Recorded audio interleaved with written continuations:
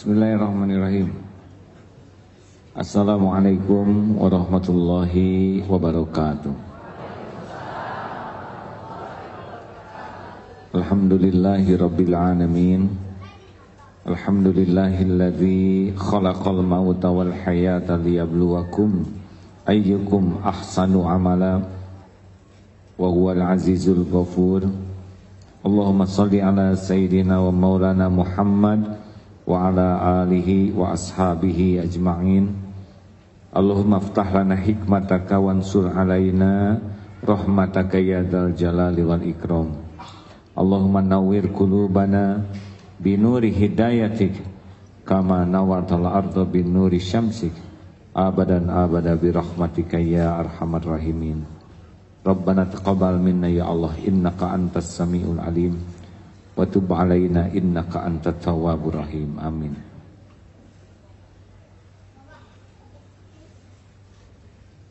Di antara yang rugi adalah ketika diucapkan salam tidak menjawab. Hukum menjawab salam itu adalah wajib. Tidak menjawab padahal mendengar, dia sudah dosa. Yang kedua, yang rugi adalah ketika sedang memohon kepada Allah tetap ngobrol. Padahal saat yang paling disukai Allah adalah diantaranya saat bermunajat. Tolong kepada ibu bapak kalau sudah waktunya belajar, menuntut ilmu itu wajib. Apalagi kalau kita ngobrol, jangan-jangan yang kita ajak ngobrol tidak suka diajak ngobrol oleh kita. Ya. Mau tidak menjawab tidak enak, menjawab kehilangan keutamaan bermunajat. Ya kecuali anak kecil seperti ini. Ya.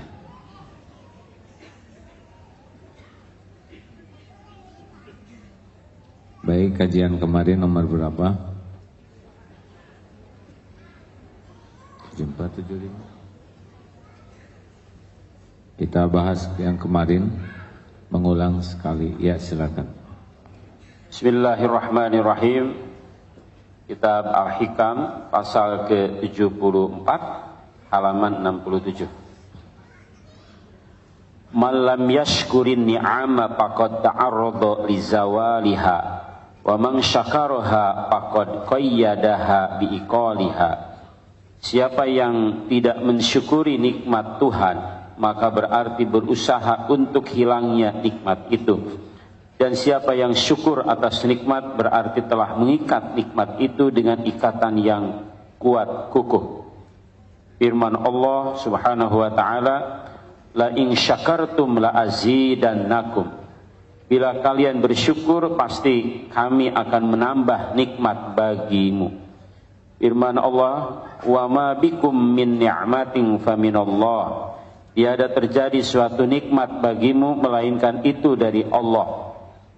Firman Allah, wa amma bi ni'mati rabbika fahaddits. Adapun terhadap nikmat pemberian Tuhanmu maka kau pergunakan, ceritakan, sebarkan. Setiap pemberian Allah itu ujian. Baru benar-benar jadi nikmat kalau kita mensyukurinya. Seperti Allah memberikan air ini. Kalau kita tidak bersyukur, maka bisa kehilangan nikmat dari air ini. Mungkin pada minum itu kecewa. Kurang dingin. Kurang manis. Minumnya sama, tapi tidak ada kenikmatan di hatinya. Tetapi kalau penuh rasa syukur, maka nikmat ini akan terasa. Minum ini lebih daripada sekedar masuknya air ke tubuh. Alhamdulillah ya Allah. Tiada satu hari pun kau lalai memberi minum kepada hamba. Betapapun hamba tidak pernah tahu mata airnya di mana. Entah bagaimana membersihkan ini supaya tidak mengandung bakteri yang bahaya. Engkaulah yang maha agung yang mengatur setiap rezeki. Itu beda. Minumnya karena rasa syukur Allah memberikan ketenangan, mungkin kelezatan yang lebih daripada sekedar minum. Jadi ngikatnya suatu karunia adalah syukur. Dan ada ekornya, ini akan narik karunia yang lain. Jadi Kita sebetulnya jangan pernah cemas dengan beragam karunia yang belum ada. Tenang saja, semuanya ada di sisi Allah. Yang kita cemaskan, kita nggak bisa narik karunia ini. Nah, tarikan ini bukan datang dari ingin, tapi datang dari syukur. Jadi jangan risau dengan karunia yang belum ada. Ada kok semuanya di sisi Allah. Tapi risaulah tidak bisa bersyukur atas karunia yang ada. Karena kufur nikmat inilah yang membuat nikmat yang ada tidak ternikmati dan yang belum ada tidak datang. Makanya kalau kita jadi ahli taubat dan ahli syukur itu dahsyat. Insya Allah sabar. Dengan jadi ahli tobat, sumber petaka akan tereliminir. Karena setiap dosa itu akan mengundang kepahitan. Harusnya tiap kali kita berbuat maksiat, sistem tubuh kita udah jalan. Seperti yang asam urat, makan kacang, sistemnya udah jalan tuh. Kacang, langsung kebayang jari ya. Atau yang kolesterol, ketika makan kepiting, langsung inget ini. Atau yang penyakit gula, kan dia punya sistem tuh. Kalau orang, ya maaf saya rada asam urat, jadi kalau udah lihat udang teh langsung kebayang jeletot, padahal belum sakit. Dan udang tidak lagi menawan walaupun gratis, walaupun ditraktir, dikasih kacang-kacangan yang enak juga tidak, karena sistemnya sudah jalan bahwa kalau saya makan ini saya sakit. Sama dalam melakukan dosa juga harusnya sistem kita jalan. Kalau saya berbuat maksiat ini, saya akan kehilangan nikmat ibadah, saya akan kehilangan tahajud, kehilangan ketenangan, saya akan mengundang petaka. Nah, kalau sistem dalam tubuh kita sudah begitu, mau berbuat maksiat langsung berhenti, nggak jadi. Saya mau ngomongin orang, pasti nanti ada masalah nih. Mungkin saya akan dibeberkan aib, mungkin saya akan kecelakaan. Saya nggak jadi ngomongin orang. Nah, kemampuan membuat sistem seperti ini akan sangat membantu kita mengendalikan diri. Dengan tobat, si musibah yang bakal kejadian oleh Allah nggak adakan. Dengan syukur, nikmat yang belum ada akan ada. Makanya udahlah Bu, jangan capek mikirin yang nggak ada. Ya. Bukan tidak boleh ingin, tapi ingin itu harus mengantarkan kita jadi ahli syukur. Ingin rumah baru, ingin punya rumah. Nah, ingin punya rumah yang enggak ada tuh membuat kita jadi nyukurin rumah yang ada, bukan ngutukin rumah yang ada. Habis rumah ini mah kecil, jelek, sumpek, dan itu setiap perkataan didengar oleh Allah, dicatat. Sama ibu juga lihat suami misalkan ya, mau yang mana lagi Bu? Syukuri yang ada. Kalau disyukur nanti ditambah dong suaminya. Jangan berpikir yang kekanak-kanakan ya. Kalau ibu mensyukuri suami yang ada dengan cara dijadikan ladang amal soleh, nanti Allah menambah karunia-Nya. Karunia-Nya entah mungkin dalam bentuk hati lapang menerima kekurangan suami, tidak ribet lagi. Karena yang membuat ibu menderita itu bukan kekurangan dan kejelekan suami, tapi enggak nerimanya kejelekan suami. Benar? Halo? Bukan membenarkan kejelekan suami. Kan yang membuat kita tertekan tuh sebetulnya bukan masalah. Kita nggak nerima ada masalah ini yang membuat nyelek tuh. Iya. Sakit. Kita nggak nerima ini sakit, itu yang membuat menderita. Tetapi ketika kita tahu ini sakit akan menggugurkan dosa, ini sakit akan ngangkat derajat, hati nerima itu sakit lebih ringan. Yang nyanyi sakitnya sampai ke sini tuh itu nggak nerima omongan orang ya.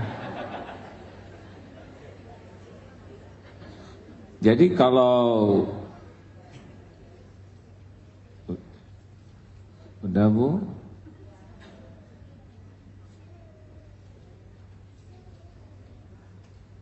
Di mana barusan? Syukur aja sekarang mah. Nanti gimana saya mensyukuri? Bukan mensyukuri keburukannya. Syukur orang tidak ada suami, kita masih ada, begitu. Syukur masih ada yang bisa ngejaga.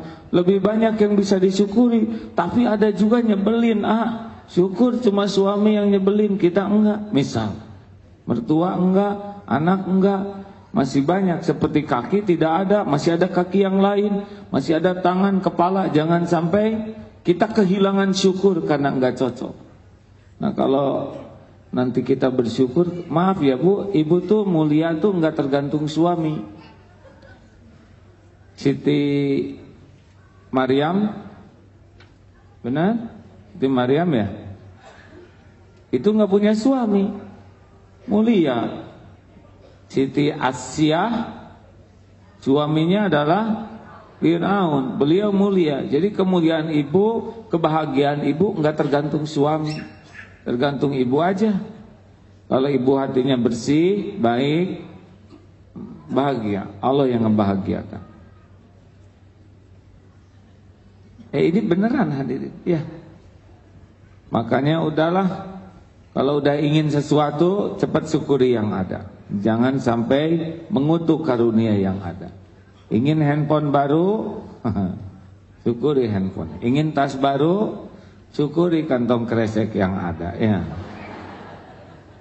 Jangan sampai sibuk memikirkan yang belum ada, yang ada tidak disyukuri. Ini tidak baik. Ini kufur nikmat. Seperti ilmu, ya. Ini kan kita ingin nambah ilmu. Caranya syukuri ilmu yang ada, diamalkan. Nanti kan Allah lihat kita ngamalin ilmu. Warasatullahu, Allah akan mewariskan kepadanya ilmu yang belum diketahui. Nanti Allah atur kita ketemu orang, baca buku atau apa aja yang membuat ilmu kita nambah karena kita mensyukuri ilmu yang ada. Masya Allah. Alhamdulillah hadirin. Kita lanjut atau cukup sampai di sini? Nah, cara menyebut lanjut juga ada emosi, ada yang biasa aja. Lanjut, biasa aja ya. Alhamdulillah Allah menggerakkan pertemuan kemarin 1100 jamaah. Makanya sekarang agak majuan ini ya sedikit. Saya yang harusnya mundur Ustaz. Insya Allah mudah-mudahan kalau Allah berkehendak mendatangkan, mudah-mudahan kajian tauhid ini akan nambah berkah. Kita lanjutkan ke bab baru ya, nomor 75, silakan. Bismillahirrahmanirrahim. As-Hikam nomor 75 halaman 68. Khab min wujudi ihsanihi ilaika wa dawami isa'atika ma'ahu ayyakuna dalika istidrajan laka sanastadrijuhum min haitsu la ya'lamun. Hendaknya engkau merasa takut jika engkau selalu mendapat karunia Allah. Sebaliknya engkau tetap dalam perbuatan maksiat kepadanya. Jangan sampai karunia itu semata-mata istidraj oleh Allah. Sebagaimana firman Allah Subhanahu wa taala, sanastadrijuhum min haitsu la ya'lamun. Akan aku putar mereka itu dengan jalan yang mereka tidak mengetahui, tidak sadar. Istidraj adalah mengulur, memberi terus menerus supaya bertambah, lupa kemudian dibinasakan, juga berarti memperdaya. Surat Al-An'am 44. Surat Al-An'am ayat 44, Allah Subhanahu wa taala berfirman, "Falamma nasu ma dzukkiru bihi fatahna 'alaihim abwaaba kulli syai'in hatta idza farihu bima utu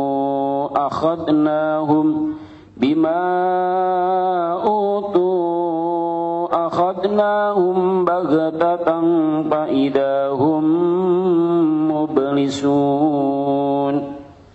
Maka maka ketika mereka telah melupakan apa yang telah diperingatkan kepada mereka, kami bukakan bagi mereka segala jalan, sehingga apabila mereka telah mabuk gembira terhadap segala hasil usahanya, kami tangkap dengan tiba-tiba sehingga mereka mengalami dan merasa gagal total dan putus harapan sama sekali.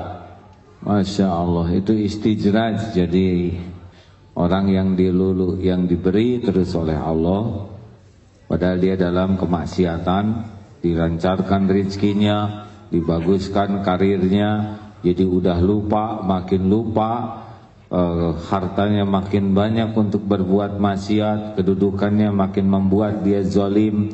Nah, inilah orang yang istijraj, orang yang oleh Allah dibukakan kemudahan sehingga bertambah-tambah kesesatan dan kerusakannya. Nauzubillahi min dzalik.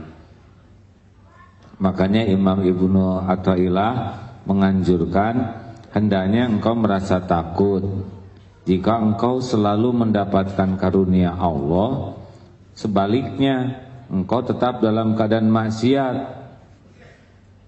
Jadi jangan sampai misalkan kita bisnis, lalu dalam bisnis ini sholat berkurang tapi untung bertambah. Itu buktinya saya telat sholat juga, rezeki mah lebih bagus dibanding waktu saya tahajud hilang, ke masjid hilang, ya, sholat jadi sendirian, zikir jadi enggak sempat karena ada meeting. Juga kalau mau sholat yang biasanya datang lebih awal, tahiyatul masjid, ini sudah menjelang qomat, itu pun sibuk membuka SMS, BBM dan WhatsApp. Lalu ketika assalamualaikum juga masuk ke saku langsung buka, bukannya wirid. Harusnya kan begini, ya, ini begini. Tapi ternyata mudah-mudah saja, bisnis jadi mudah, proyek-proyek jadi gampang. Orang menyangkanya ini tuh kemudahan karunia itu diukur dengan datangnya dunia. Untung ingat Allah yang menggerakkan, ya. Alhamdulillah, mudah-mudahan jadi hafiz. Bapaknya juga, amin, termasuk kita. Kalau ingat ke Allah mah lebih enak, betul? Tapi kalau ingat ke bapaknya rada jengkel, ya. Allah yang menggerakkan, tidak ada yang bisa terjadi tanpa izin Allah. Maaf ya Pak. Sayang kalau ada kejadian gak jadi ilmu. Sayang kalau ada kejadian gak jadi zikir.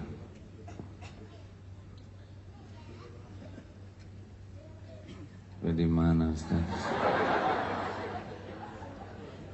Jadi hati-hati nih, punya anak dibikin terkenal, rezekinya banyak, padahal makin turun ibadahnya, makin jarang silaturahim, makin jarang ke majelis taklim. Ini jangan dianggap sukses nih. Order makin banyak, sholat hilang, zikir enggak, ngaji jadi enggak pernah, termasuk undangan ceramah, misal penceramah, rajin kesana sini ceramah, enggak punya waktu menemuin gurunya, enggak punya waktu untuk tafakur, enggak ada waktu lagi untuk ngurus keluarga. Ini bisa jadi di wowoi kalau bahasa Sunda tuh, ya. Kita harus hati-hati. Alat ukur karunia Allah tuh bukan datangnya dunia ke kita. Alat ukur karunia Allah justru datangnya keyakinan dan amal soleh bagi kita. Kalau rezeki makin bagus dan kita makin pengen sedekah, ya. Pernah ada seorang ibu-ibu lagi jemput anaknya, ada tukang katimus di pinggir jalan. Tahu katimus? Itu ya, katimus tuh ya, kalau anget tuh ya. Sudahlah Bu, ini kalau sudah dengar makanan tuh ingat gula ya. Gerimis, ketimusnya enggak laku, lalu mobilnya ke pinggir. Lalu si ibu ini tinggal berapa lagi ke bapak yang sudah tua. Dihitung ketimusnya. Oh ini berapa? 2.500. Tinggal 12 lagi. Beli itu apa yang di atas? Ini ada juga yang makanan Itu berapaan? Itu 1000-an, tinggal berapa? 10, beli ya. Anaknya tuh pada ngelihat, bayar aja 100.000, padahal harganya cuma 30.000. Ini kembaliannya nggak usah. Aduh, itu si bapak tuh alhamdulillah. Anak-anaknya melihat, aduh ya Allah katanya. Orang dapat uang susah, tapi pada saat yang sama bisa melihat sebuah pertunjukan bagaimana seorang ibu mendidik kedermawanan bagi anaknya, bagaimana mendidik belas kasih. Lalu si ibunya berkata, nah itu tuh udah rezeki bapak yang tadi, kita mah cuman kebagian jadi jalan. Kalau kita berusaha ikhlas, insya Allah ada pahalanya. Tapi kalau kita merasa sudah berjasa, nolong orang, lalu disebut-sebut, kita nggak kebagian pahalanya. Kita menjadi jalan aja udah rezeki. Makanya syukurlah kalau kita jadi jalan. Itu luar biasa. Benar? Halo? Saudara mikir apa? Mau jadi tukang ketimus? Salah. Kita bagian ngasihnya, ya. Terus mau apa kita punya uang dikumpul-kumpul nggak jelas gitu. Disimpan di tabungan hanya dapat catatannya, makan tetap sedikit, takut agak gemuk ya. Makan ini nggak boleh, makan itu paur, sedekah juga enggak. Mau apa? Mau apa? Mending gak dinikmati pisan hidup tuh ya.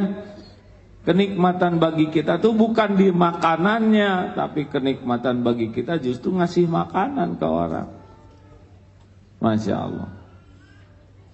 Ayo kalau makin banyak rezeki makin dermawan, makin banyak rezeki makin ringan, itu karunia. Karunianya tuh bukan di rezekinya, tapi pada kedermawanannya. Makin banyak order, makin banyak sujudnya, makin terjaga tahajudnya. Itu karena tidak setiap yang datang itu merupakan karunia, itu cobaan. Bisa jadi pada waktu yang sama banyak order sana sini, padahal itulah yang ngejatuhkan. Akhirnya ke sini nggak beres, ke situ nggak beres, akhirnya didakwa bangkrut ya. Baru kerasa. Ayo Bu, Pak, hati-hati nih. Jangan kemudahan itu dianggap karunia. Kalau dunia dimudahkan belum tentu karunia, tapi kalau ke Allah dimudahkan itu karunia. Pokoknya kalau orang disayang Allah tuh diantara cirinya ada dua. Satu dimudahkan untuk taat, yang kedua dipersulit untuk maksiat, itu karunia. Mau nonton bola jam 2 sampai jam 3 ketiduran, udah selesai baru bangun. Itu untung bola nggak nonton, tahajud dapat, betul? Mau ke pasar salah bonceng, nah jadi ke masjid. Dia niatnya ke diskotik misalnya. Karunia Allah, Pak. Setiap orang yang dipersulit berbuat maksiat dan dimudahkan berbuat taat itu karunia besar. Saya udah cerita belum ada orang yang mau ngerampok ketiduran? Ini kisahnya nyata Pak, Bu. Jadi dia orang yang udah berkeluarga, punya hutang, harus dibayar. Jatuh tempo, udah bingung sekali sampai ya Allah, saya nggak niat mencuri, tapi saya niat pinjem dulu aja dari warung itu. Jadi dia mau nyokel kios kecil, mau ngambil di sana, hasil dianalisa, nggak ada yang jaga, malam-malam dicokel, ambil. Ini bukan nyuri, ya Allah pinjem, nanti saya kembaliin. Dia ngomongnya gitu. Sholat tuh pakai sholat sunat 2 rakaat sebelum tidur, beneran Pak, ini cerita ya. Ya Allah, saya udah nggak tahu harus kemana lagi, harus bayar. Tidurlah dia dengan niat pagi-pagi mau pinjem dulu dari warung itu. Bablas tuh tidur. Lalu dari tidur itu dia mimpi. Pas bangun, wah gagal nih. Tapi pas bangun subuh, pas diingat-ingat saya mimpi. Nah di mimpinya itu dia suruh datang ke seorang ustadz. Akhirnya dia berangkat tuh dari Ciparai ke ustadz itu. pagi habis sholat subuh. Diperkirakan jam 7 ada 2 jam sampai. Nah di rumah Ustadz ini menjelang jam 7 tuh datang tamu mau ke kantor. Ustadz, saya baru dapat rezeki, saya mau nitip nih, ada zakat mal, siapa tahu ada yang perlu buat bayar apa aja. Ini pergi, dia datang. Aduh Ustadz, saya teh malu kesini tuh udah hanya ngemodal mimpi. Saya teh mimpi ketemu Ustadz. Sejujurnya semalam tuh saya diet jelek, tapi hasilnya mah gagal. Malah mimpi begini, saya nggak tahu apa artinya. Saudara punya utang ya? Loh, Ustaz tahu? Iya, barusan ada yang nitip zakat nih, pas dengan jumlah utangnya Pak. Makanya kalau mau maksiat tuh sholat dulu Pak ya.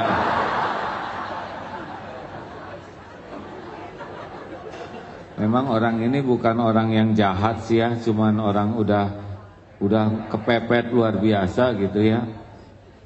Dan Allah tahu persis ya, tidak ada yang tidak diketahui Allah. Diatur semuanya oleh Allah. Sedemikian rupa ini didatangkan yang, kan Allah ya tahu hambanya yang mau berzakat, benar? Ditaruh dalam mimpi, kan setiap mimpi juga Allah yang ngatur. Ya begitulah kalau Allah sudah ngatur. Makanya kalau mau maksiat ya Pak ya, istiqoroh dulu. Siap-siap gagal tapi barokah. Orang yang digagalkan oleh Allah berbuat maksiat itu orang yang disayang Allah. Tapi orang yang dilancarkan berbuat maksiat, mencet telepon, kirim SMS ke dia, salah kirim gitu kan. Makanya handphone tuh harus 2 ya hadirin.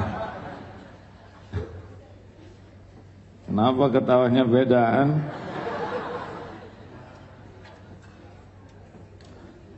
Begitu ibu bapak yang baik, jadi waspada terhadap kemudahan, kelapangan, kelancaran, alat ukurnya jangan dianggap sukses ya. Anak di wisuda ini ya kita bisa bersyukur. Tapi lihat nih, jadi apa sesudah di wisuda? Anaknya bisnisnya maju, lihat sesudah bisnisnya maju seperti apa. Jadi jarang ibadah, jarang ke majelis taklim, ke orang tua jarang ketemu karena kegulung oleh bisnis. Terus mau ngapain bisnis seperti ini? Bisnis itu membuat kita bahagia, bukan membuat letih. Bisnis itu membuat kita jadi dekat dengan Allah, jadi dekat dengan keluarga, benar? Terus apa artinya kita bisnis ngegulung bisnis? Orang tua silaturahim enggak, ke anak, ke istri, ke keluarga, ke masjid enggak. Apa gitu, apa yang dicari dari bisnis? Kan kita bisnis itu amal soleh, benar? Halo? Yang dibekalkan bukan bisnis. Coba saudara meninggal mau dibungkus oleh bisnis? Pasti bungkusnya amal soleh ya. Setuju? Hati-hati nih. Jangan sampai kita merasa sukses hanya dengan dimudahkan urusan dunia. Ada juga santri dulu mau nikah, dia istiqoroh, dan besoknya dia yakin itu jodohnya. Dari mana kok tahu itu jodoh? Saya sudah istiqoroh dan saya mimpi semalam. Mimpinya gimana? Tuh nggak enak ceritanya. Saya mimpi lihat dia mandi. Nggak mungkin, Allah informasinya jelek ini. Dan benar aja nggak jodoh. Itu mah setan ngeres begitu ya.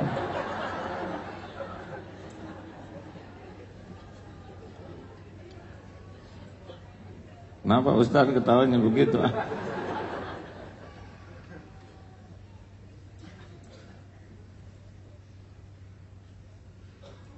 Tanda orang yang mendapat taufik Allah mudah mengerjakan amal padahal dia tidak niat ya.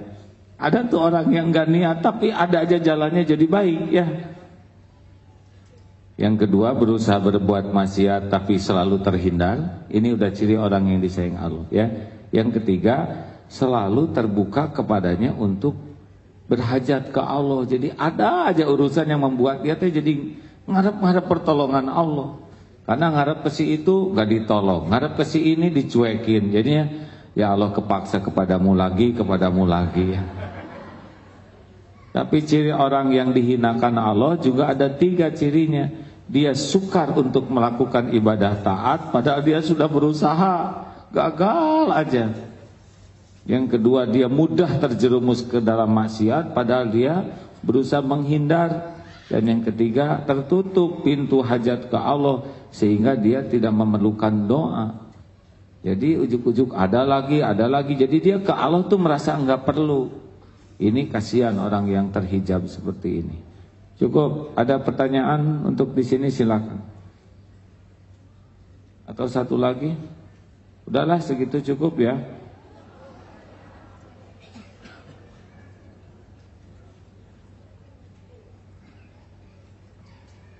Sekarang mah jadi hati-hati lihat banyak uang tuh ya. Waktu dia penghasilan 1 juta, dia sedekah 50.000. Berapa tuh? Berapa persen? 5% ya. Lalu naik gajinya jadi 10 juta, dia sedekahnya sekarang 100.000. Naik atau turun? Dari 50.000 ke 100.000 naik atau turun? Turun persentasenya. Dulu 5%, sekarang 1%. Nah, dinaikin lagi oleh Allah, penghasilannya 100 juta, dia jadi ngasih 500.000. Makin kecil berarti dia rugi itu.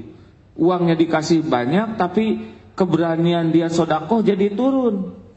Harusnya dender aja hadirin.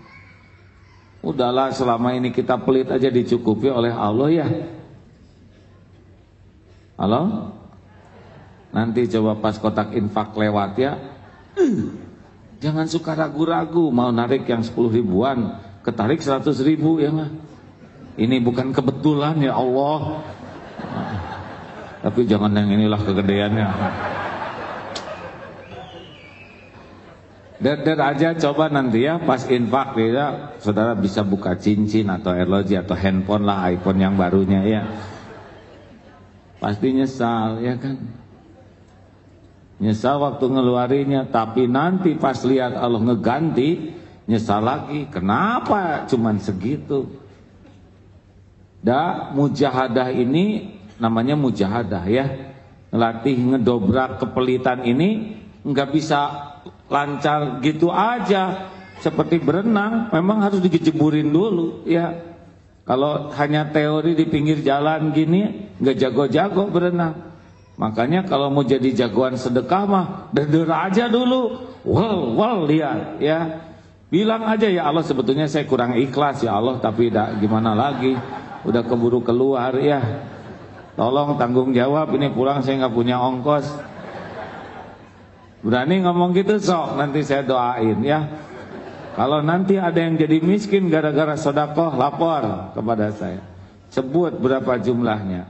Nanti saya ikut bantu doa ya.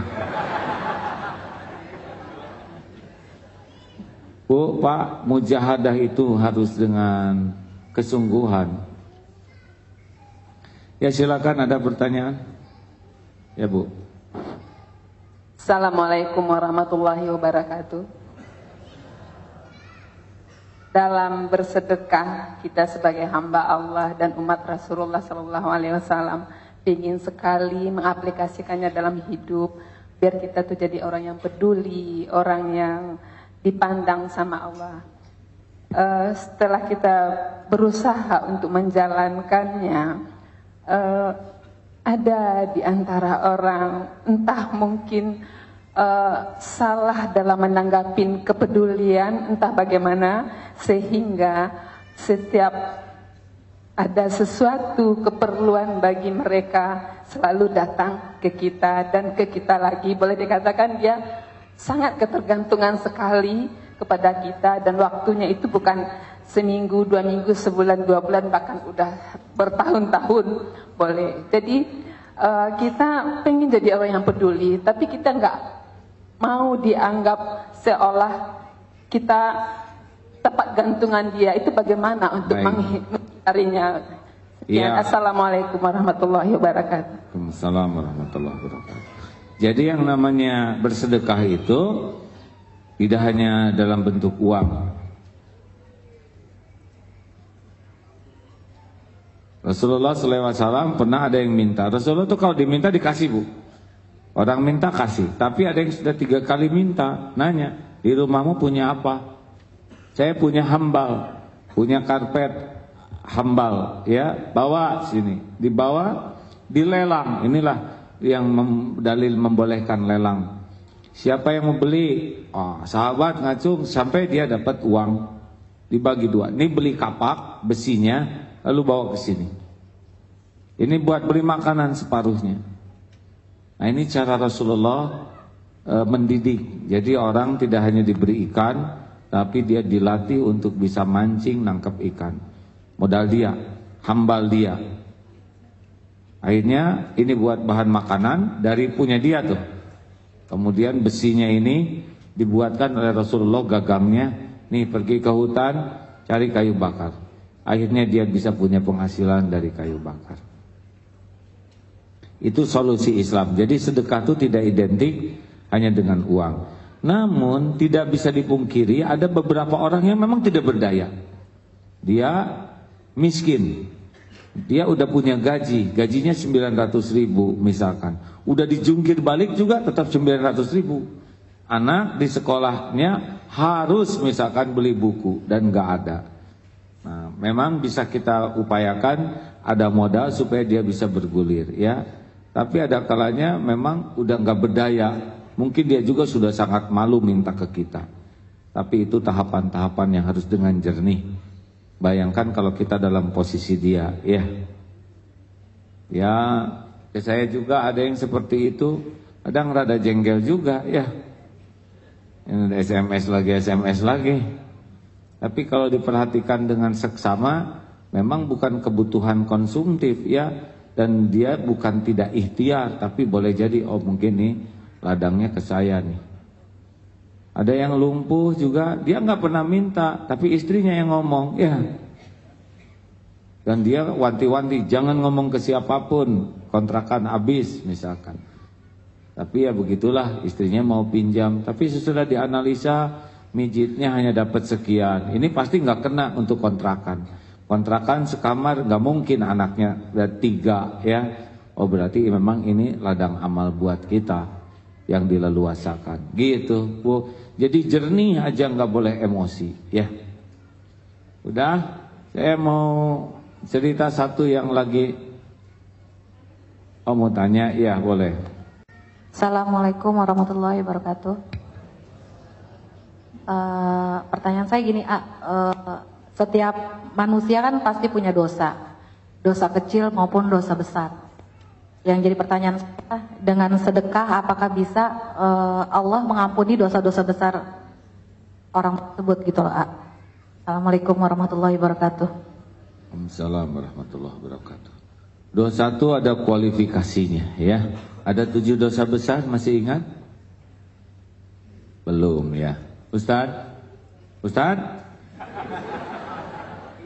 Maksudnya dengan sedekah gitu, apa bisa diampunin? Iya, Bu, akan saya coba urut jawabannya, ya. Makasih,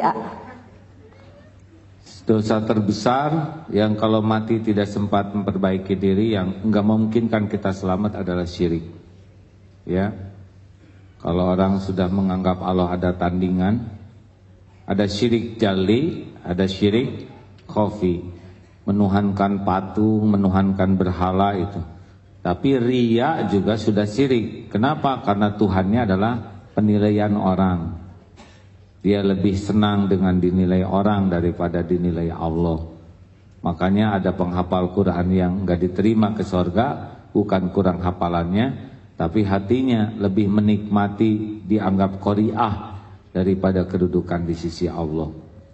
Nah, tobat itu ada yang urusan dengan Allah, ada yang dengan makhluk. Ini harus kita selesaikan juga, Bu. Kita ngambil uang orang, terus tobat ke Allah, ya Allah ampuni. Yang selebihnya mangkolah yang bayarin. Enggak, harus bayar sama dia, ya. Hutang beda lagi. Makanya orang berhutang kalau meninggal itu harus dituntaskan oleh ahli warisnya. Nah, sodako itu termasuk yang menjadi air pemadam api. Jadi kalau dosanya besar, sodakohnya 1000 itu seperti pakai sendok kecil, ya gak? Gitu ya, kurang efek. Licik ya gak? Dosanya dosa besar, sedekahnya pelit, jadi hanya pakai keceplek begitu.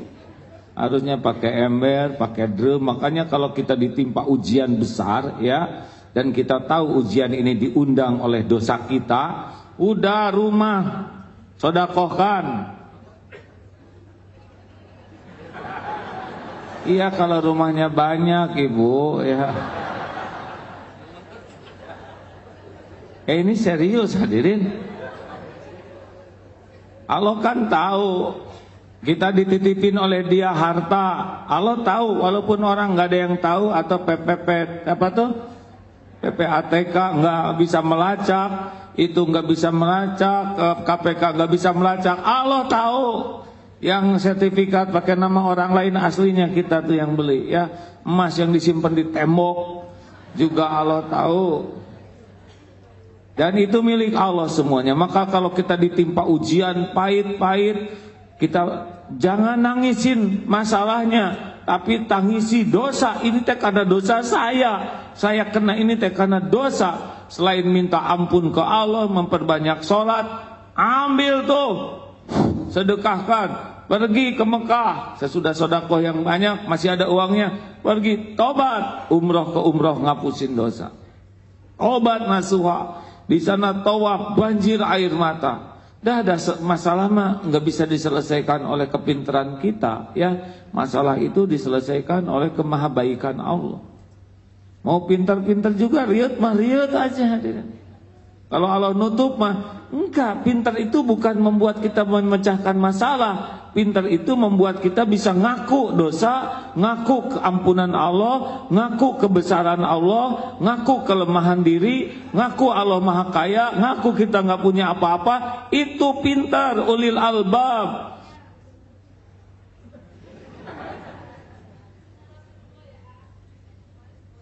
Hah? Iya Bu.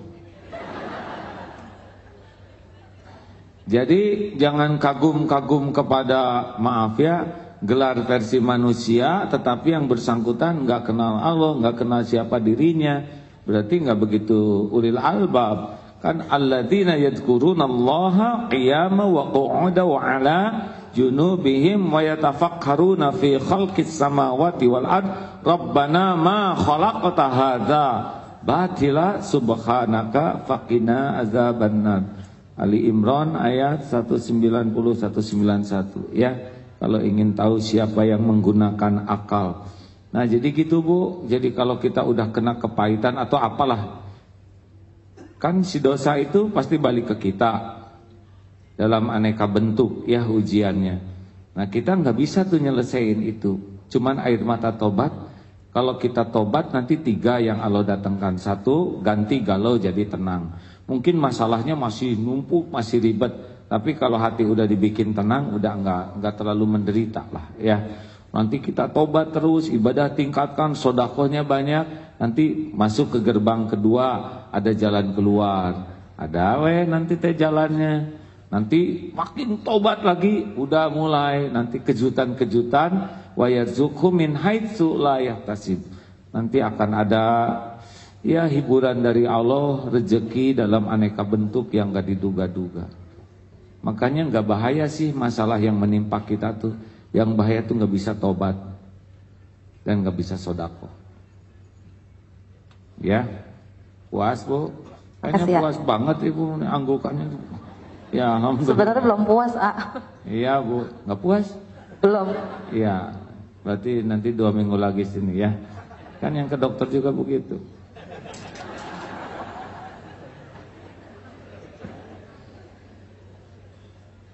Saya waktu dulu diuji badai ya Bu ya. Itu berat. Dari sangat ngetop ya nggak, tiba-tiba dihina orang di setiap TV atau sekarang tiap rumah kan punya TV ya. Datang ke warung, ada saya. Nafsu makan hilang ya. Mau beli mainan, ya ngobrol jadi mainan gitu, bekas sebelen. Waduh, menderita sekali. Guru saya tuh ngasih taunya cuman ilmu taubat aja. Pokoknya air mata tobat. Ingin anak soleh, air mata tobat. Ingin rezeki dikasih lagi oleh Allah, air mata tobat. Nanti ingin tenang, air mata tobat. Kalau semalam gak nangis, itulah musibah katanya. Jadinya belajar nangis gitu malam-malam. Caranya gimana? Ya udah kita buka lembaran-lembaran kita dari mulai balik ya. Mulai aduh cinta beruk, astagfirullahaladzim. Dan jangan bela diri, tapi kan saya masih remaja ya Allah, yang lain juga pada gitu, masa cuman saya yang tobat. Enggak usah tobat mah tobat weh. Terus lewat ke rumah sakit, ingat dulu di opname, naksir itu astagfirullah. Jadi tiap ada momentum itu, jadi pembuka file-file buruk kita kan banyak nih keburukan kita, tapi kan kita harus akses tuh, ada passwordnya ya. Tiap keburukan tuh nanti Allah, misalkan kita ke kampus dulu, ingat dosa di kampus, masuk ke musola, astagfirullah ya Allah, saya ngaku selama saya kuliah tuh banyak dosa ini. Tinggal tobat. Kalau makin perih gitu ya, tuh betapa bodohnya saya melakukan ini. Atau pas lihat anak misalkan kelakuannya kurang baik, saya juga lebih buruk, tobat lagi ya. Anak pacaran, lihat kita ingat zaman dulu pacarannya lebih ngaco, astagfirullah. Jadi kita, atau pas nonton TV ada apa gitu ya, kejadian, ini sama dengan dosa saya dulu, Allah takdirkan kita ketemu dengan acara itu juga. Ya mungkin dulu yang pernah diceritakan sampai ke pasar, jarang ke pasar itu, tiba-tiba ketemu dengan ibu-ibu semua, hey Gim, siapa nih? Nggak sopan gini orang mah kiai ustaz. Hey Gim, katanya, si nenek nih, nggak tahu sopan santun, ingat nggak kamu sama tante? Yang mana ya Bu, maaf. Kamu kan dulu nakir anak saya. Itu kan zaman tai kotok di Lebuan hadirinnya. Zaman apa itu ya, tapi dah kalau Allah mau ngebongkar mah ya, pasar segitu gedenya itu, kenapa saya harus ketemu si ibu ini atau ibu yang lain gitu ya. Tapi dah harus Allah atur, itu dosa belum ditobatin ya enggak. Paham tidak ini hadirin? Ini enggak ada yang kebetulan. Kenapa saya ujuk-ujuk ke pasar itu? Karena si ibu itu ada di pasar. Kenapa saya masuk pintu ini enggak yang itu? Karena harus ketemu dengan Gim itu. Kamu ingat enggak katanya, menyebut kamu ya. Dulu memang berkuasa karena saya naksir anaknya, tapi kan beda urusan sekarang. Tapi di sisi Allah ada catatannya itu. Udah balik ya kan, walaupun gak ngapa-ngapain tetap harus ditebus. Jadi kita harus mulai nyari itu. Kalau kita lihat kelakuan anak, kelakuan siapa gitu, harus kembali ke kita itu. Aduh, jangan-jangan ini dosa ini ya. Cerita ada seorang karyawan masuk ke kantor, tiba-tiba atasannya marah-marah. Di karyawan, saya salah apa ujuk-ujuk dimarahin? Lupanya dia berantem sama istrinya, ketemu karyawan ini. Jadi sasaran, tapi karyawan ini hebat. Ya Allah, saya di rumah tadi malam sama istri saya ya ngambek, sekarang ya astagfirullah. Jadi si bos ngambek tadi astagfirullah ya Allah, saya akui saya dosa kepada istri, astagfirullah ya Allah. Jadi ini ngambek kemana? Ini yang dengarnya tobat kemana ya?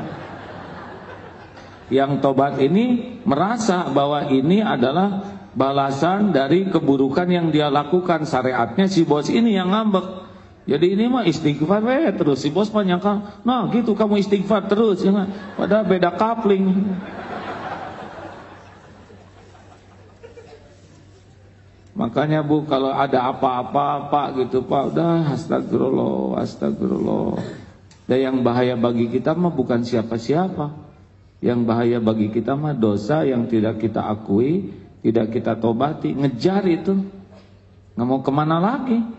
Dia kan simpenan kita, benar? Kalau kita enggak istighfar mah ngejar aja itu. Untung kalau Allah ngingetin ya. Misalkan ibu lagi duduk begini ada kucing, ya, pipis, itu lebih bagus. Kenapa ya? Dari ibu-ibu 700 yang dikencingin cuman saya. Itu kucing bukan iseng Bu, itu kucing capek loh dari Blok M ke sini ya. naik dan nggak boleh salah pipis Pak. Ini serius hadirin. Saudara mah nggak yakin sih. Kenapa mipisin? Pasti itu ada sesuatu. Periksa aja. Mungkin udah lama nggak dicuci mau kena, atau mungkin mau kena masjid nggak dipulangin, atau cicilan nggak dilunasin. Ya, ada yang dilupakan oleh Allah tidak? Jawab. Ada yang luput dari pengetahuan Allah? Tidak. Ada yang luput dari pengawasan Allah? Gak ada. Semuanya sempurna Allah lihat. Gak ada yang dilupakan. Nah, beruntung kalau kita ditegur sebelum mati, benar? Daripada dibiarin. Seperti yang koruptor-koruptor ditangkap itu, sebetulnya mereka lebih beruntung daripada koruptor yang gak ditangkap. Dia susah sekarang mau korupsi lagi, benar? Dan di dalam penjara. Susah mau sombongnya, susah mau maksiatnya. Ada temennya yang pada waktu yang sama masih maksiat, ini udah tobat di penjara. Menurut saya sih beruntung, apalagi dia terkena pencucian uang. Jadi uang-uang yang gak halalnya diambilin. Tinggal yang itu perumnas dan motor bebek tahun 75. Misal ya, tapi itu yang halal. Wah, selamatlah. Kita mah jangan lihat penjaranya. Penjara yang membuat tobat lebih bagus daripada jabatan yang membuat dia jadi jahat. Dah gitu hadirin. Ustaz, mana Ustaz? Kita harus tahu cari 1001 alasan berbaik sangka ya. Baik, demikian hadirin rekan-rekan sekalian. Ada lagi pertanyaan? Bapak-bapak masa nggak ada yang nanya nih? Tapi kalau nggak ada ya nggak apa-apa.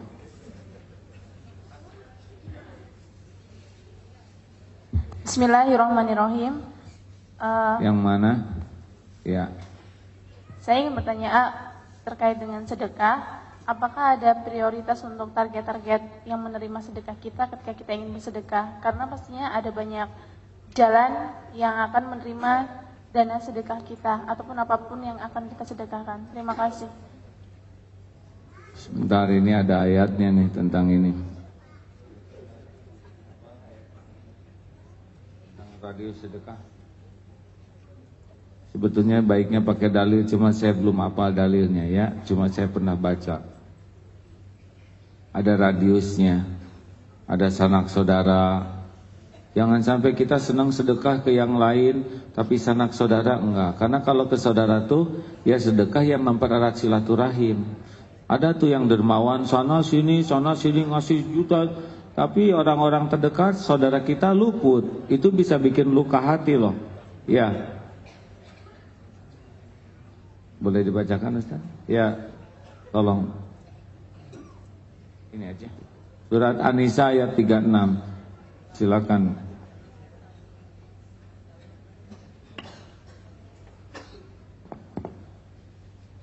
أعوذ بالله من الشيطان الرجيم واعبدوا الله ولا تشركوا به شيئا وبالوالدين إحسانا وبذي القربى واليتامى والمساكين والجار ذي القربى والجار ذي الجنوب والصاحب بالجنب وابن السبيل وما ملكت أيمانكم إن الله لا يحب من كان مختالا فخورا. Hamba berlindung pada Allah dari godaan setan yang terkutuk. Sembahlah Allah dan janganlah kamu mempersekutukannya dengan sesuatu apapun. Dan berbuat baiklah terhadap kedua ibu bapa, karib kerabat, anak-anak yatim, orang-orang miskin, tetangga yang dekat dan tetangga yang jauh, teman sejawat, ibnu sabil dan hamba sahayamu. Sesungguhnya Allah tidak menyukai orang-orang yang sombong dan membanggakan diri. الذين يبخلون ويأمرون الناس بالبخل ويكتمون ما آتاهم الله من فضله وأعتدنا للكافرين عذابا مهينا. Yaitu orang-orang yang kikir dan menyuruh orang-orang lain berbuat kikir dan menyembunyikan karunia Allah yang telah diberikannya kepada mereka, dan kami telah menyediakan untuk orang-orang kafir siksa yang menghinakan. Shadaqallahu alazim. Surat Ali Imran ayat An-Nisa ayat 36-37. Itu radiusnya ya. Orang tua, kerabat. Ada fakir, ada miskin. Jadi ada yang memang gak punya sama sekali, tapi ada juga yang punya tapi gak cukup. Nah, itu dua-duanya menjadi bagian dari yang harus kita prioritaskan. Ada yang tidak minta-minta, padahal dia nggak punya. Nah itu juga harus kita kasih. Dan kalau ngasih yang paling bagus itu jangan nunggu orang begini. Karena untuk begini tuh orang tuh udah tertekan duluan. Kalau kita tahu ini, misalkan ini tetangga nggak punya nih, jangan ngarap-ngarap minta tolong baru kita kasih. Mending kita kasih sebelum dia minta tolong, dan jangan disebut-sebut sehingga dia menjadi malu. Kepada Bapak Ibu yang nanti mau memberikan sumbangan kepada kaum duafa ya, saya agak suka perih ngerasakan sumbangan kepada duafa RT 1. Kepada kaum duafa RT 1 silakan tampil ke depan. Aduh, tega gitu ya. Pada ke depan gini aja kasih amplop, padahal dia cuma ngasihin amplop, boleh jadi dia gak ikut nyumbang. Kasih potret, kenapa harus ditampilkan orang-orang duafa? Dengan duafanya aja udah tertekan, haruskah ditonton oleh semua orang keduafaannya? Mendingan angkut beras simpen ke rumahnya masing-masing, benar? Ibu bapak mau dikasih amalan? Saya dikasih amalan oleh guru saya untuk melembutkan hati bagi yang punya uang beli beras katanya. Beliau menganjurkan di kendaraan tuh kalau bisa bawa beras, atau kalau nggak dibawa kendaraan juga, karena beras ini kebutuhan pokok bagi kita ya. Jangan beli yang nggak bagus, beli 5 kilo simpan, kalau bisa mah sambil itu ada uang sisipin berapa. Itu sangat dramatis tuh Bu, kalau Bapak Ibu lihat wajah orang bahagia gitu ya. Oh, apalagi dalam situasi inflasi sekarang ini akan berat buat sebagian orang. Ladang amal bagi yang punya rezeki lebih untuk lebih dekat ke Allah. Jangan pernah takut berkurang rezeki dengan sedekah ya. Itu uang kita milik Allah semuanya. Begitu? Radiusnya udah jelas ya, Nek? Ke pembantu jangan pelit ya. Pembantu tuh kerjanya lebih dari 24 jam. Nggak ada liburnya. Kita aja kerja di kantor lembur. Pembantu mah dari mulai kita mau melek, Ibu udah bangun belum? Ini belum buka. Ini udah buka. Nanti mau tidur juga ini udah merem, ini masih buka. Gerasi udah dikunci belum? Kalau mau pergi nyuruh, belanja nanti ke pasar daging. Bu, ini uangnya kurang, tambahin dong sama kamu. Jangan menunda gaji dan jangan berat untuk memberikan beragam bonus. Kalau perlu anaknya apa aja tambahin ya. Jangan suka hitung-hitungan. Dan pembantu dengan kita cuman masalah takdir aja. Kalau ibu lahir di orang tua pembantu, ibu lagi nunggu sekarang di rumah Bu, lagi ngepel. Hanya karena Allah aja ngatur begini, benar? Jangan pelit. Terakhir pertanyaan. Terima kasih. Assalamualaikum warahmatullahi wabarakatuh. Mana yang mana? Ini Ya Pak, Bapak baru pertama kali sini? Ya Pak, baru pertama kali dari Pontianak. Dari Pontianak? Iya. Tahu dari mana acara ini? Tahu Pak? dari Pak Buyung, kemarin telepon-teleponan, udah sebetulnya rencana besok pagi ke Jakarta, ya udah tadi pagi, tadi malam langsung. Apa kata Pak Buyung? Kalau bisa katanya hari Selasa pagi kita ketemu di Blok M aja, ada pengajian Agim. Oh gitu ya. Pak Buyungnya kesini enggak? Itu ada di depan. Mana? Yang ini ya. Oh, namanya Buyung es krim kan? Iya, Buyung es krim. Kalau kami kenalnya Buyung itu Buyung kucing, Pak. Beliau ngasihin kucing terus. Itu Ustaz kucing apa? Persia itu. Iya. Mau nanya apa Pak dari Pontianak jauh-jauh? Iya. Ini ya, saya kenal dengan seorang teman, beliau itu guru. Nah, beliau punya keyakinan cukup luar biasa tentang sedekah itu. Jadi boleh dibilang semua hasil kerjaan apa segala macam itu semuanya untuk sedekah. Nah, saking yakinnya dia itu karena dia punya handphone, punya motor, bahkan punya rumah, itu semuanya dikasih ya.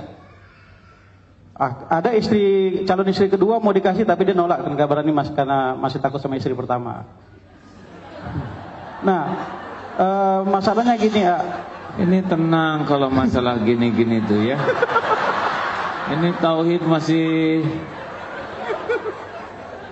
tenang. Masalahnya gini ya. Saya aja tenang ya kan.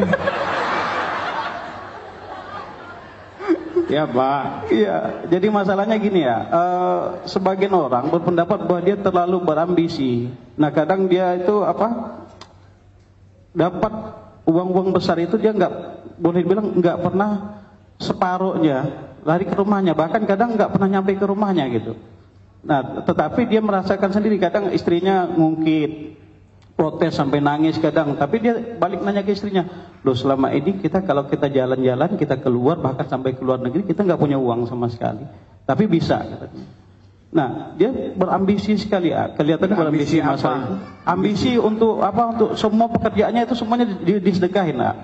Nah, tetapi sebagian orang berpendapat bahwa dia menganggap bahwa dia ini sedikit kelewatan gitu, karena dia dianggap tidak begitu memperhatikan di rumahnya, karena bagi dia itu dia mau bangun pesantren, tapi karena lihat pesantren yang jelek disedekahin dulu, masa pesantren saya urusan Allah lah gitu. Gimana maksudnya? Baik. Islam mengajarkan segala sesuatu ausatuha, menengah ya. Tidak boleh emosional dalam hal apapun, tidak boleh berlebihan dalam hal apapun. Rasulullah tahajud tapi Rasulullah tidur, ya kan? Rasulullah saum tapi Rasulullah berbuka. Oleh karena itulah harus proporsional. Nah, kalau istri nangis, minta dan sebagainya, berarti ini pemahamannya masih ngejomplang antara suami dengan istri, benar? Nah, ini harus dididik dulu istrinya sampai bisa menikmati nikmat sedekah dengan suaminya. Begitu kalau saran saya. Ada saudara kita yang jamaah tabligh yang semangat, oh itu saya tidak bisa menandingi semangat. Tapi kalau istrinya menjadi sedih, ditinggalkan tanpa dibina dengan baik, istri juga kewajiban dididik untuk bisa memahami ladang amal ini. Intinya kita memang tidak boleh emosional, tidak boleh berlebihan, dan tidak boleh nafsu ngambil keputusan itu ya. Harus jernih dan bertahap juga tidak apa-apa. Abu Bakar As-Siddiq seluruh hartanya disedekahkan, diterima tanpa komplain siapapun. Berarti udah rata tuh keyakinannya. Umar bin Khattab, semoga Allah ridho, separuh hartanya dan keluarganya nggak ada yang komplain, udah rata. Tapi yang lain ada yang mau menafkahkan hanya boleh sepertiganya. Ada juga sahabat Nabi yang menafkahkan kebun kurma yang sangat bagus, lalu dinafkahkan di jalan Allah, lalu pas ke kebun itu istri dan anaknya sedang main di sana. Istriku ini, anak-anak ini udah diwakafkan nih. Oh gitu Pak, senang aja. Lalu langsung diperiksa tangan anaknya. Ayo buka, ini udah nggak boleh, ini udah bukan punya kita. Keluarin dari mulutnya. Tapi semuanya sukacita, nggak ada ngedumel. Ini pahalanya juga didapatkan. Langsung beda kita mau. Mudah-mudahan suami saya nggak kayak gitu dah. Belum juga rencana udah pelit kita ya. Tapi proporsional Pak, Allah mah sangat mengerti tahapan-tahapan kita ya. Hanya harus meningkat, jangan stuck ya. Apalagi menurun dari SD sampai sekarang tetap sedekah 1000 istiqomah. Bukan istiqomah.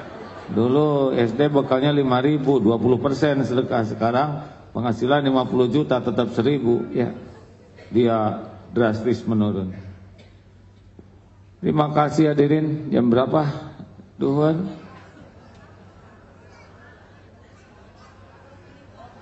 Ada yang baru hadir hari ini boleh acungkan tangan. Yang the first time, alhamdulillah. Mayoritas adalah istiqomah ya. Yang nyoba ngajak yang lain ada, Cung? Yang mengajak? Cuma 3 yang ngajak. Ya, berhasil nggak Pak? Berhasil walaupun orangnya nggak ikut ke sini ya, berhasil ngajak. Dakwah tuh nggak ada yang gagal. Kita udah ngajak, udah ngajak kebaikan, lalu nggak diturut, itu mah nggak apa-apa. Yang penting mah kita terus ngajak, benar? Ibu, bapak ada yang mau ngajak 2 minggu lagi temennya ke sini? Kalau tiap orang ngajak 1 aja, saya besok udah di situ tuh, ya. Kalau masjid ini penuh ya kita senang, bukan bangga dengan banyaknya orang, tapi kan makin banyak orang makin barokah, betul? Ya, penelpon. Sambil kita dengar penanya, berkenan sambil sedekah. Saya doa dulu ya. Allahumma sholli ala Muhammad. Ya Allah, wahai yang maha menatap, terimalah sedekah kami ini ya Karim. Jadikan sedekah ini membuat Engkau ridho kepada kami. Lepaskan dari diri kami kekhawatiran terhadap kemiskinan ya Allah. Cabut dari diri kami segala kekikiran. Berikan kepada kami lezatnya beramal karena Engkau. Jadikan sedekah ini membuat Engkau ridho kepada kami. Menjadi jalan ampunan dosa-dosa.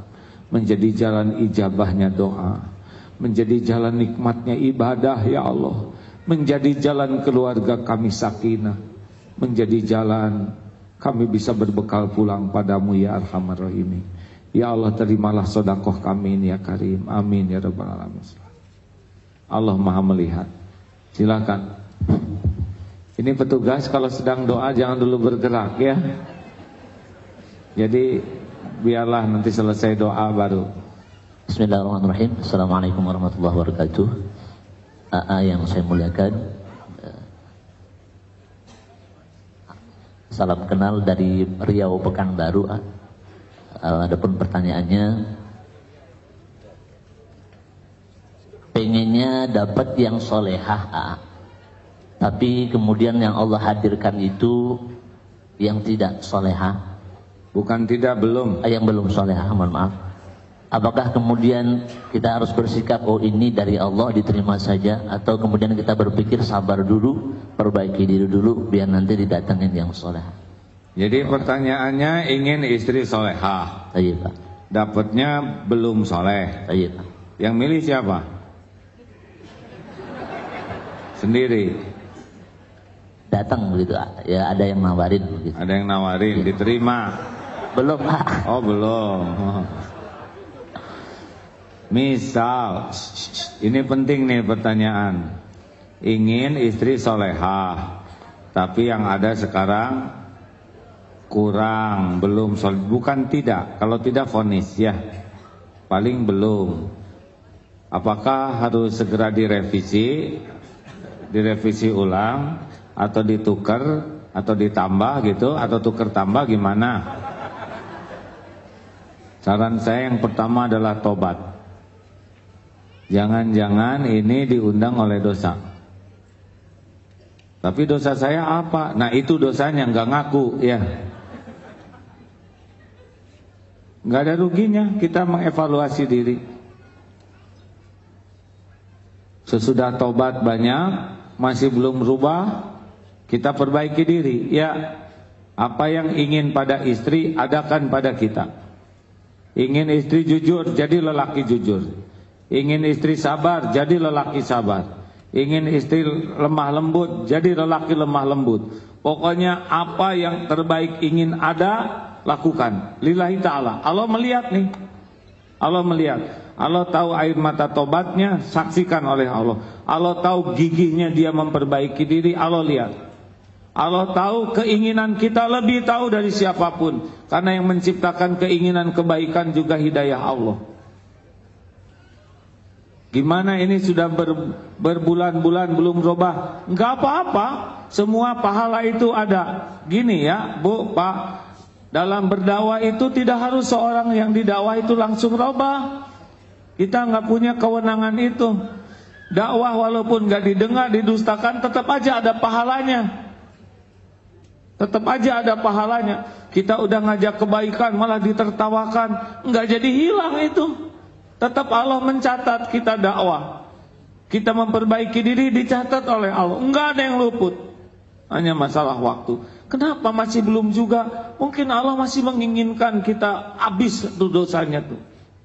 Atau dosa udah berkurang, Allah ingin ngasih pahala lebih. Dengan prank piring pecahkan. Naik, ada derajat yang enggak bisa dikejar oleh ibadah, tapi dikejarnya oleh kepahitan. Allah juga udah tahu gejolak hati, perihnya, keinginan, udah ngerti itu Allah, nggak usah disebutin karena Allah Maha tahu isi hati. Dan kalau istiqoroh plus doa, Rabbana atina min ladunka rahmah wa hayyi lana min amrina rasyada. Surat Al-Kahfi ayat 10.